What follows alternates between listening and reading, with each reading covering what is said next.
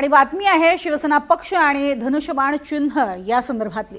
कारण सर्वोच्च न्यायालयामध्ये आज महत्त्वाची सुनावणी पार पडणार आहे। केंद्रीय निवडणूक आयोगाने शिवसेना हे नाव आणि धनुष्यबाण चिन्ह एकनाथ शिंदे गटाला दिलेलं होतं। या निर्णयाविरोधात उद्धव ठाकरे गटाने सर्वोच्च न्यायालयात याचिका केली होती। या संदर्भात आज सुनावणी पार पडणार आहे आणि त्यामुळेच संपूर्ण महाराष्ट्राचं तसंच देशाचं लक्ष या सुनावणीकडे लागलेलं असेल।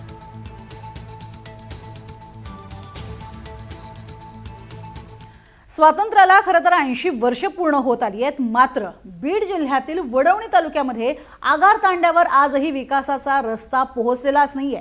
गावामध्ये जाण्यासाठी 5 किलोमीटर पायी चालावं लागतंय। पावसाळ्यामध्ये गावाचा संपर्क पूर्णपणे तुटतोय। तर विद्यार्थ्यांचं 1 ते 1.5 महिना शिक्षण त्यामुळे बंद राहतं। आजपर्यंत या गावात एसटी बसही पोहोचलेली नाहीये। त्यामुळे संतप्त झालेल्या ग्रामस्थांनी आता शासनाच्या उदासीनतेविरोधात एक अनोखं आंदोलन छेडलंय। हे गाव आणि गावातील सर्व सरकारी योजना विकणे आहे असा उपरोधिक फलक लावत लाक्षणिक उपोषण सुरू करण्यात आलंय। आश्वासनांचा पाऊस पडतो, मात्र विकासाचा एक थेंबही या तांड्यापर्यंत काही पोहोचत नाही असा या ग्रामस्थांचा आरोप आहे।